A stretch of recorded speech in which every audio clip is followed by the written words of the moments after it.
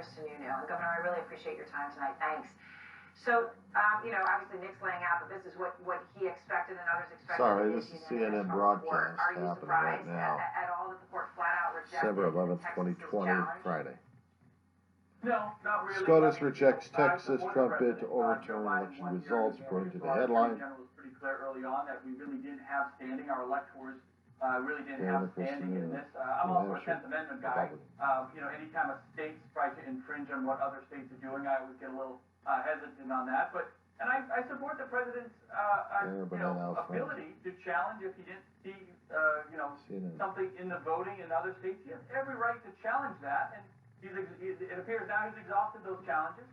Joe Biden is the president-elect. He's very likely going to be sworn in on January 20th. And as governor, we just got to move on. I got a job to do. I got vaccine coming next week. We got budgets we got to handle. We have a lot of issues. COVID is still very much here. So as governors, we got a job to do, and we got to stick to it. So I do want to give you a chance, though, to respond to this point about, 126 House Republicans signed on to this, right, to a brief that supported what was happening here. The Minority Leader Kevin McCarthy joined them, and you heard a few of them, reporter Kate Loomis saying, look, we did it because we thought the Supreme Court would shoot it down, but we need the president. We were doing it, essentially for our own careers. That's not something that you did. It's not something anyone in your state did. What's your reaction when you hear that sort of thing? The stakes are really high here. Well, they are high. I mean, I'm not going to fault anyone for making the choices that they make. I can tell you, talk about loyalty tests. Look, in this world, as a governor, I have loyalty to the citizens of New Hampshire.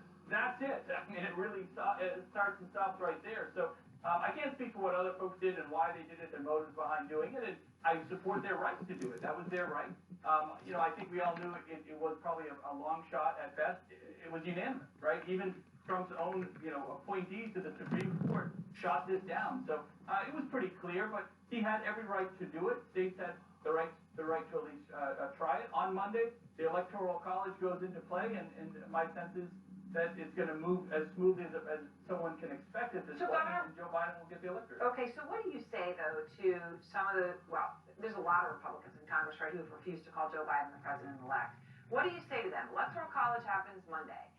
We all have to hope they're going to really change their tune, because there's a lot of Americans who need to understand the truth and what really happened here, and they need their Republican elected leaders to speak that truth. What do you say to some of those Republicans on Monday? How do they turn it around and say, okay, we're on board, Joe Biden's going to be the president?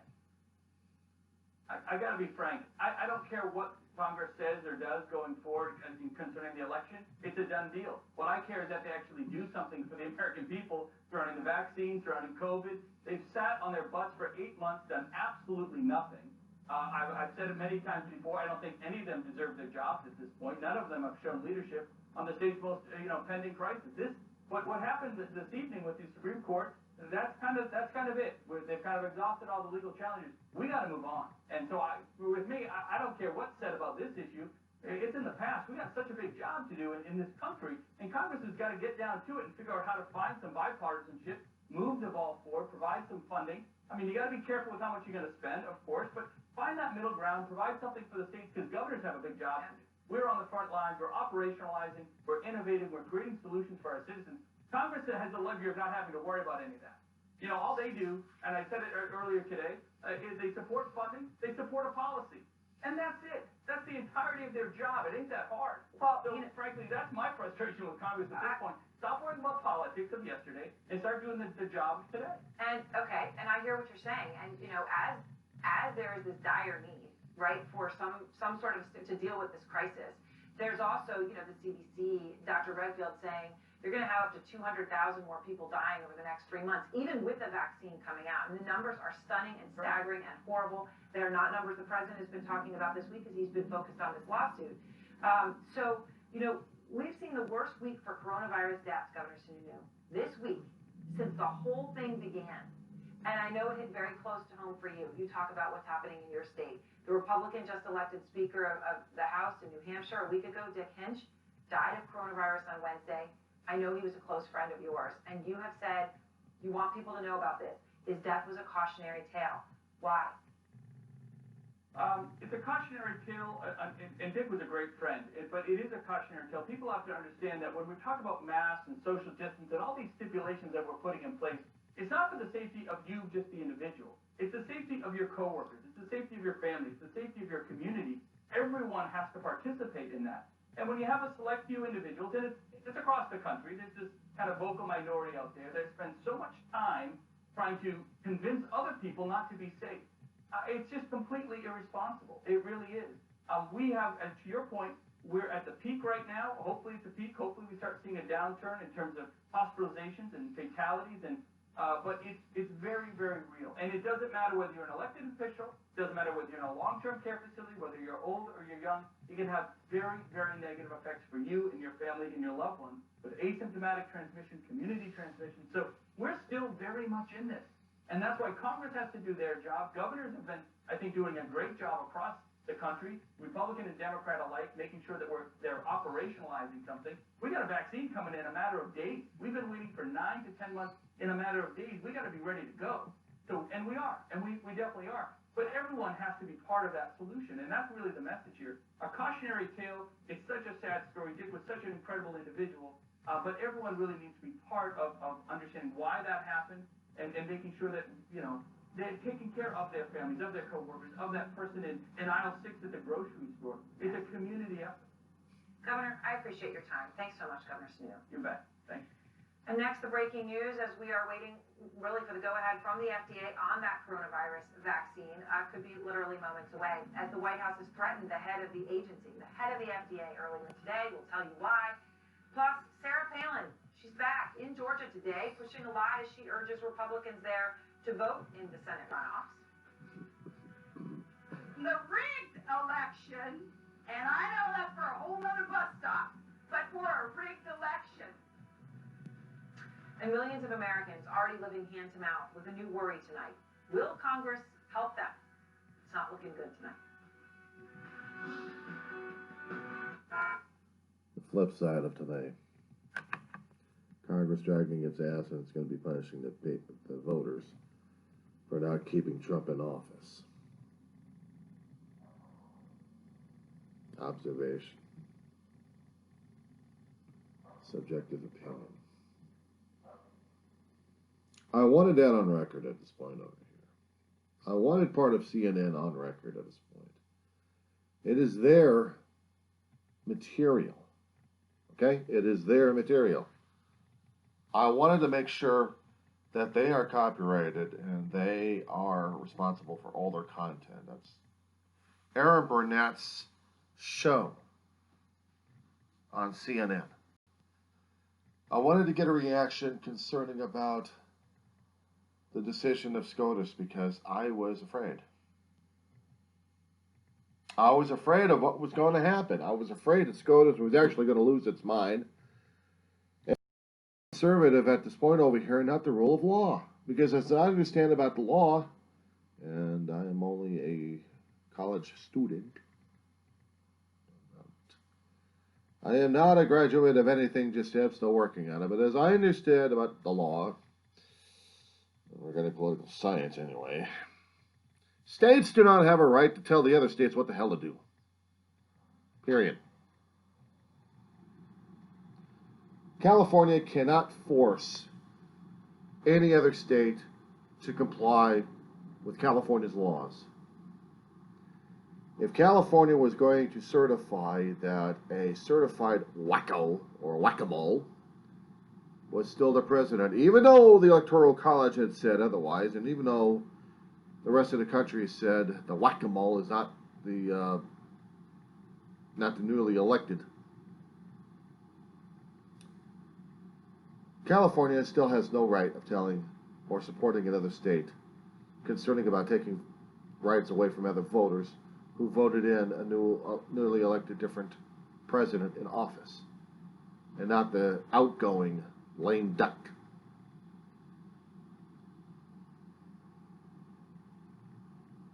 There are cooking jokes I could think in my head regarding the lame duck joke, and they all give me a sour stomach. Digesting the joke, and not to mention digesting the image of it. However, It is a relief, but only a small relief. We still got a long way to go. If there is going to be any relief to the people, and I hope to God, and I pray to God, these Republicans get off their blasted asses and get the Trumpsters to work for the people. The people have spoken.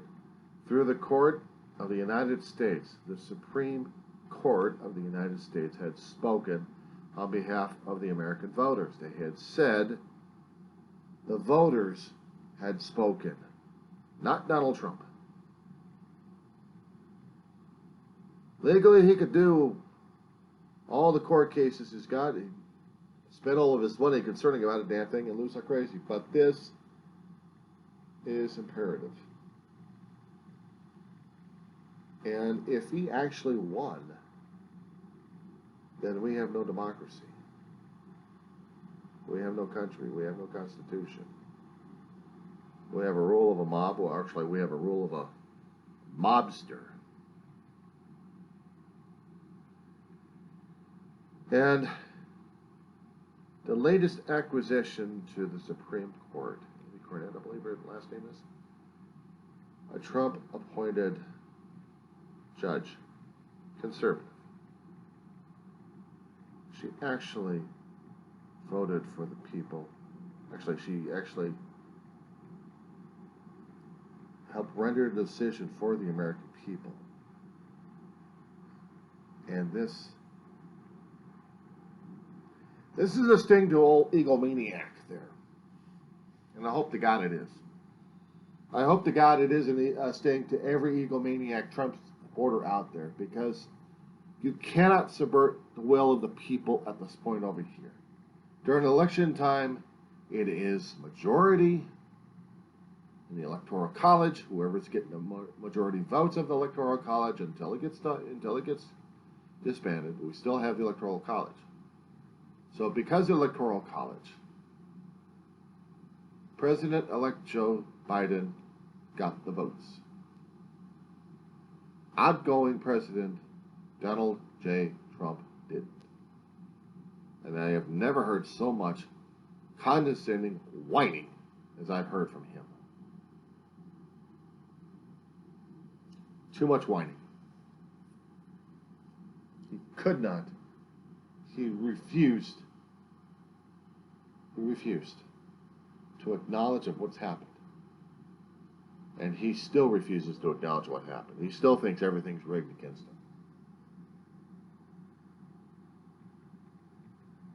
And I kept thinking, all this time, had anybody ever subjected him to an intense psychological workup to see if he was mentally fit for the job he claimed he never wanted in the first place? But then again, if he didn't want the job in the first place, why did he run? Then afterwards claimed their system was rigged after he won? He barely won the Electoral College, but the popular vote he would have lost to Hillary Clinton. A woman. It would have been a major embarrassment to his ego for him to lose to a woman.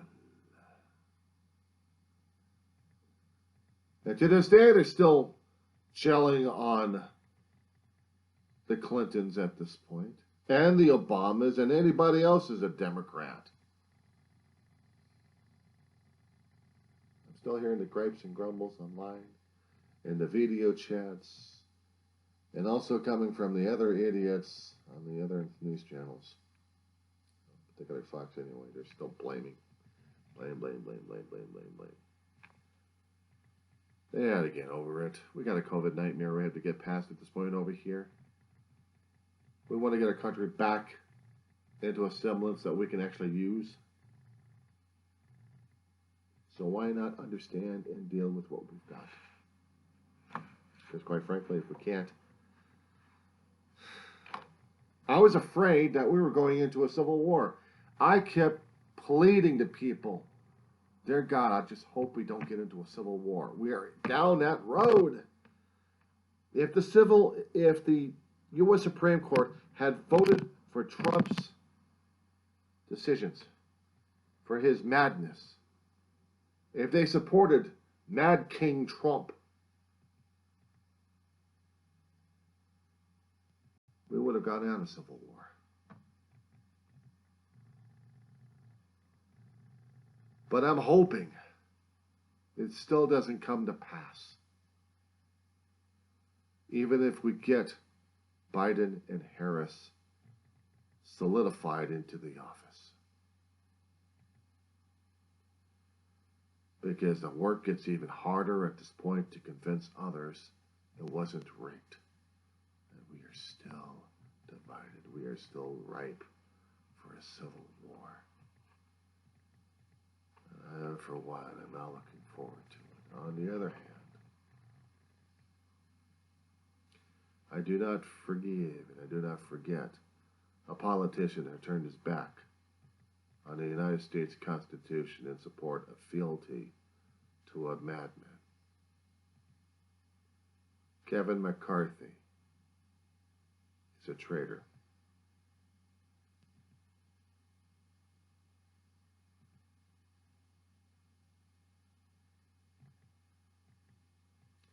He does not rate being a man of the people.